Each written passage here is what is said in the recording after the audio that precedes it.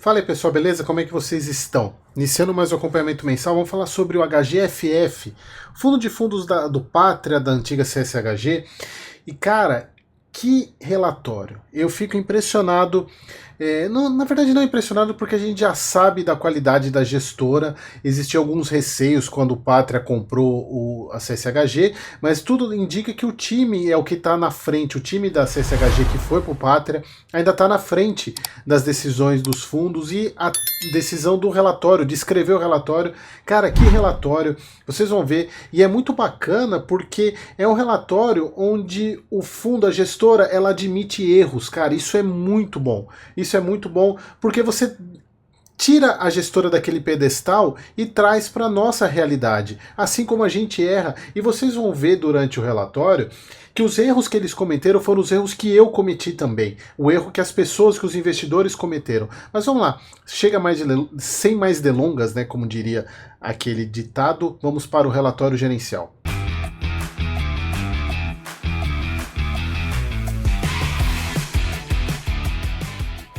Bom, vamos lá.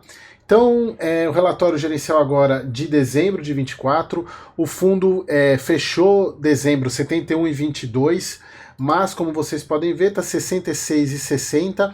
Ele não estava com um deságio que eu considero um deságio alto, né? Mas se a gente for pegar hoje, se a gente for pegar aqui, peraí, deixa eu pegar aqui, 60, quanto que está no mercado? 66,60. 66,6 dividido por 78,41. 16, 15%, já aumentou consideravelmente aqui, já estava em 9, tá, o PVP foi para 85. Ele não é um dos FOFs com mais desconto hoje no mercado. E lembrando, e aqui para quem é meu seguidor novo, aqui tem bastante gente nova no canal, eu não sou muito fã de FOF. Acho que vocês já sabem, quem é mais antigo sabe, mas os mais novos podem não saber ainda. Os FOFs eles não entregam resultado no longo prazo. Se você pegar uma carteira longa de FOF, eles não vão trazer bons resultados. Mas em alguns momentos o FOF ele se torna um melhor fundo imobiliário em termos de retorno. Por quê? Ele é capaz de trazer um duplo desconto. Ele traz o desconto da próprio valor patrimonial do FOF e dos fundos que tem lá dentro, porque a precificação de um FOF ela é a mais realista possível. Ela é porque o FOF, o valor patrimonial de um FOF é o valor de mercado dos fundos que estão lá dentro. Então, se o fundo está sendo negociado, se o valor patrimonial de um FOF está negociando abaixo do que os fundos que estão lá dentro valem, de fato ele está mais barato do que se você comprasse todos os outros fundos. Então, e sem considerar o desconto, o deságio dos fundos que estão lá dentro também, que todos podem se valorizar. E aí entra aquele ponto que eu vejo o FOF como uma alocação tática. Você comprar nesses momentos onde você tem um deságio grande e contar com a valorização num curto prazo. E aí você, obviamente, fazer o seu ganho de capital. Por mais que eu não goste desse tipo de movimento com o fundo imobiliário, mas o FOF, na minha visão, ele se presta para isso. No caso do HGFF, a questão é esse fator aqui, ele é compensado, o desconto não tão elevado comparado com outros FOFs, ele é compensado pela qualidade da gestora. E vocês vão ver, assim, que relatório. E aqui, eles começam, né, ó, chegamos ao fim de 2024, eu acho muito bacana que vocês leiam. Eu peguei alguns pontos importantes para a gente poder discutir, eu trazer a minha visão para vocês. E aqui, olha só que interessante, chegamos ao final de 2024 e eles resumiram 2024 em duas palavras, risco fiscal. E aí eles fazem uma volta ao passado que se eu pegar na minha análise também, foi a mesma análise que eu fiz. Voltem para os vídeos que eu fiz no começo de 2024, no final de 2023, eu tinha essa percepção que o mercado ia muito bem, que a taxa Selic ia cair, que ia ser o ano de fundo imobiliário, inclusive até a própria mentoria, acho que foi uma das últimas turmas que eu lancei, foi a segunda ou terceira turma, eu falei isso para os alunos, o ano de 2024 vai ser o melhor para fundo imobiliário. E não foi só eu que, pelo visto, não foi só eu que achei isso, a própria CSHG achou isso. E eles colocam aqui que Eles colocam, ó, 2024 foi marcado como um dos piores anos para os ativos locais. E eles até falam aqui no início, que eles falam que ó, a Selic encerrou 2023 com 11,75 com perspectivas de novas quedas em 2024 e que de fato aconteceram. Elas aconteceram, porém, elas voltaram a subir, como a gente já sabe tudo o que aconteceu. Então eles falam, ó, o 2024 foi marcado como um dos piores anos para os ativos locais, o real desvalorizou 20% em relação ao dólar, Ibovespa caiu 10,4% no ano, as NTNBs a 35 saiu de 5,37 para 7,52, e só para vocês terem uma noção, eu vou falar isso hoje, dia 21, mas eu não sei quando que esse vídeo vai sair, mas eu mostrei lá para o grupo da comunidade. Aliás, se você quiser ser membro da comunidade, eu posto minhas compras, você tem acesso à mentoria gravada, tem acesso aos meus relatórios. E hoje eu mostrei para eles, eu comprei Tesouro 2045 a 7,42. Cara, é época da Dilma isso. É praticamente a época da Dilma. Aí falando aqui, ó, o IFIX por sua vez também não ficou ileso, né, tendo registrado uma queda de 5,89, sendo que essa queda estava mais de 10%. Teve aquele solavanco no final, que eu fiz um vídeo explicando o porquê disso, né? E aqui eles mostram a alocação de setorial, os fundos que mais caíram, os fundos de Lages e o de FOF foram os que mais caíram. A gente vê aqui grande parte vermelhinho, os em azul, que foram os únicos que foram bem, foram os de hotel e os de desenvolvimento, mas o restante aqui, todos negativos, foi basicamente o que puxou o IFIX para baixo. E aqui vem a parte mais bacana do relatório, que é um balanço de erro e acerto. Obviamente eles começam pelos acertos. Mais uma vez acertamos a seleção de ativos e erramos na alocação setorial em geral. Por quê? Eles começaram, como a perspectiva era uma melhora do cenário econômico, o que o fundo fez, assim como eu mesmo fiz? Eu foquei em fundo de tijolo. Eu aumentei a minha posição de tijolo, assim como o HGFF fez. Eles aumentaram a posição de tijolo, só que com a deterioração do mercado, os fundos de tijolo são os que mais sofrem. E aí eles viram isso, eles falaram, eles acertaram nos ativos de investimento, não investiram em porcaria, porém erraram na seleção, e aí eu nem coloco isso como erro, tá? Porque não tinha como prever que a situação ia se deteriorar tanto. Embora algumas pessoas até falem que a gente não poderia esperar algo diferente, mas é muito fácil falar depois, né? Ser engenheiro de obra pronta. A gente não tinha noção que ia piorar tanto. E eles falam aqui a exposição maior em lajes e shoppings, né? Inclusive, eu até cheguei a fazer um vídeo falando que shopping ia se dar muito bem com a queda da taxa Selic. Eu fiz um vídeo explicando sobre isso por causa da questão. Lajes e shoppings, pessoal, é muito engraçado, porque lajes e shoppings, eu fiz esse vídeo falando, foi no meio de 2023, de 24, ou começo de 2024, agora eu não lembro direito. Mas falando que os dois segmentos que mais vão se beneficiar com a queda da taxa Selic são lajes e shoppings. Por quê? Shopping é varejo. Você compra, as pessoas têm mais crédito mais barato, compram mais. Lajes também, as empresas investem mais, e aí eu até faço um paralelo, porque quando você tem uma empresa, a laje comercial de uma empresa é normalmente o back-office. É onde está a parte administrativa. Quando você tem uma redução de investimento da empresa, aonde que ela corta? O primeiro lugar que ela corta? A parte do back-office, porque é a parte que não traz receita para a empresa. Obviamente que ela é responsável por gerenciar tudo, mas ela não. Eu falei obviamente de novo, mas eu estou me policiando. Ela é a parte que mais dá despesa para a empresa. Então, as lajes são as mais cortadas. Tanto é que na pandemia a gente viu a grande fluxo de home office, acabar com as lajes. Então, a economia estando ruim, lajes e shoppings são os que mais sofrem, e foi o que a gente viu. E era a maior exposição no HGFF. E aí eles falam aqui, e por que eles fizeram isso? Eles falaram, ó, erramos em subestimar o risco fiscal, como acho que todo mundo errou. Eles investiram mais em posição de shopping e lajes e menor posição em CRI, só que aí que tá. Eles fizeram a movimentação durante o ano que fez recuperou essa perda. Eles colocam, por outro lado, acertamos em diversos movimentos ao longo do ano, como redução da exposição de fundos, que também é outro segmento que sofre, porque todos os fundos caem, os fundos de fundos caem também, e acabam caindo até mais. E aí eles reduziram a exposição de fundos, a gente até chegou a falar sobre isso, teve o relatório de maio. Redução de posições a preços superiores aos visualizados posteriormente, a venda lá da torre, lá do GTWR, do BROF também, incremento mesmo que marginal em posições de fundos de CRI, E seleção e manutenção de uma carteira em sua maior parte high grade e líquida. Então, com fundos que têm liquidez, diferentemente de outros fundos que têm.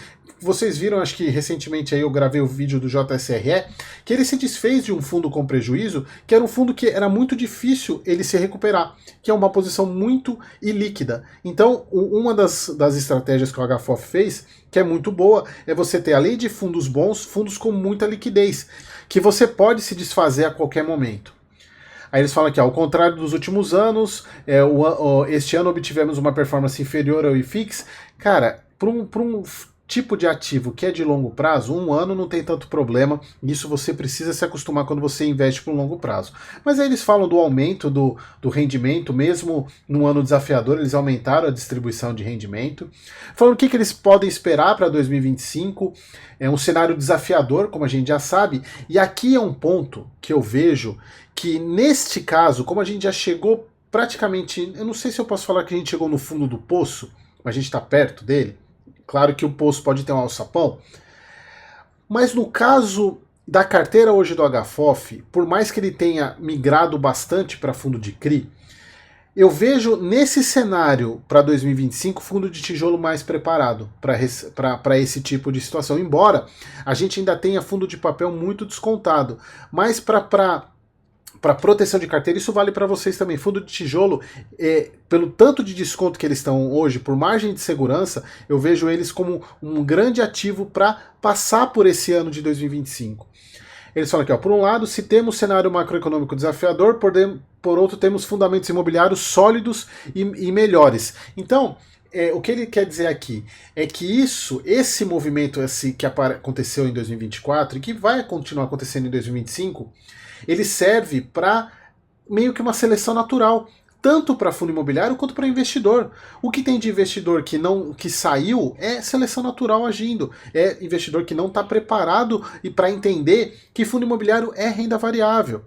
E isso acontece com o fundo imobiliário também, claro que numa outra dimensão, separando o joio do trigo, mostrando de fato quais são os melhores fundos. Isso é muito bom para o mercado. São nas crises que normalmente acontecem a depuração, né? A saída, a expurgar o que é ruim. Eles falam aqui, ó, no caso de shoppings, temos observado melhora nos indicadores, e para quem me acompanha aqui, vendo os vídeos de shopping, HSML, XPML, HGBS, MOL 11, um ponto que, se vocês pegarem nas thumbs dos vídeos, praticamente todo mês os indicadores operacionais estão melhores do que o ano passado, do mesmo mês do ano passado. É impressionante isso, é impressionante. E chegando até a ponto de estar 2 dígitos melhores do que o ano passado. Então isso eles estão observando e são situações que mostram a economia real diferentemente do que a gente vê na Bolsa. E aqui eles falam sobre, analisando especificamente o HGFF, continuamos a acreditar que o momento atual traz oportunidades, como eu tenho falado para vocês, porém eles têm um caixa baixo para o momento e não acreditam que vale a pena se desfazer de posições para ter caixa e comprar.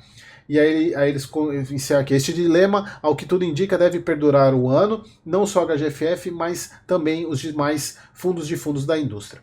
E para fechar essa parte inicial aqui, eles comentaram sobre o pagamento dos dividendos, que o fundo pagou 1,35, e aí se vocês lembrarem daquele vídeo que eu fiz sobre o IPVA, eu coloquei, fundos queriam ajudar você a pagar o IPVA, IPTU agora em janeiro, coloquei o HGFF, coloquei um valor até, eu chutei um valor até, é exagerado, mas eu estimei um valor um pouco menor, se eu não me engano eu falei 1,20, eles pagaram 1,30, 1,35, ainda o fundo ainda tem 0,97 de resultado acumulado. E aqui a gente já sabe o porquê, né? Por causa da SPVJ, do RBED, eu expliquei para vocês isso no relatório passado. Só que aqui o que me chamou mais atenção, e aqui acho que é para coroar com chave de ouro esse final de relatório. A decisão de realizar essa distribuição não recorrente foi pautada tendo em vista eventuais movimentações que poderíamos realizar na carteira versus distribuição do resultado ao cotista. Então eles poderiam ter pego esse resultado poderiam ter vendido, como o JSRE fez, vendido fundo com prejuízo e abater do lucro que eles obtiveram desses outros 2 fundos, do RBED e do SPVJ. Então eles poderiam ter feito isso. Como o JSRE fez? Só que o que eles falam aqui? De forma geral, a utilização desse recurso para giro de carteira, para o próprio fundo fazer isso, traria uma melhora marginal na cota patrimonial, considerando o desconto de mercado. Em outras palavras, estaríamos queimando o resultado do fundo para um giro de carteira pouco relevante num dos piores momentos da indústria. Então, se eles fizessem isso, eles conseguiriam ter alguma coisa, mas seria irrelevante. Desta forma, entendemos que a distribuição do resultado não recorrente traria mais benefícios ao cotista na composição do seu resultado agregado, bem como numa eventual recompra de cotas. Então, o próprio cotista poderia pegar esse dinheiro e recomprar cotas do HGFF descontada ou como qualquer outra situação. E aqui eu acho que é uma ótica até diferente do que eu fiz do JSRE, por mais que eu tenha achado que pode ter sido um movimento bom lá, mas aqui eles fizeram o seguinte, cara, eu fazer isso nesse momento, eu acho que eu não vou trazer tanto resultado para o cotista. Eu vou entregar o dinheiro na mão dele e ele faz o que ele quiser com esse dinheiro. E isso traz um ponto que acho que é de fundamental importância para vocês que analisam fundo imobiliário, quando uma gestora entende quem é o verdadeiro dono do fundo. Não é a gestora, é o cotista. Quem que paga o serviço da gestora? É o cliente, é o cotista, não é a própria gestora que deve decidir. Isso para mim foi fantástico. Fala, olha, cotista, toma o dinheiro na sua mão, quer comprar a cota do fundo, compra, quer comprar outro fundo, quer fazer o que você quiser com esse dinheiro. Eu acredito que se eu fizer algumas coisas aqui, como eles falaram, girar a carteira, eu posso trazer um resultado, mas vai ser insignificante. Eu prefiro que você decida isso. E aqui achei fantástico isso. Achei impressionante, e escrever esse tipo de coisa num relatório mostra como os fundos estão amadurecendo, alguns fundos estão amadurecendo, e mostra para os outros fundos também que dá para fazer bem feito, dá para se comunicar de uma maneira bem feita. E encerrando essa parte, que acho que esse aqui é o mais importante do fundo, não tem mais tanta outra coisa aqui, tem alguns pontos que ainda vou falar, mas assim, parabéns CSHG Pátria por esse relatório, foi muito bom, e é muito importante quando o gestor dá esse nível de transparência para o cotista, inclusive mostrando os seus próprios erros de análise, que na minha visão não foram erros assim, assim, como eu errei também. Eu também não esperava que o mercado fosse agir desse jeito. Foi um erro que não foi causado pelo próprio fundo, e sim por uma condição de mercado, mas o fundo que sofreu por causa dessa decisão. Mas assim, eles conseguiram durante o ano trabalhar isso. Cara, que relatório.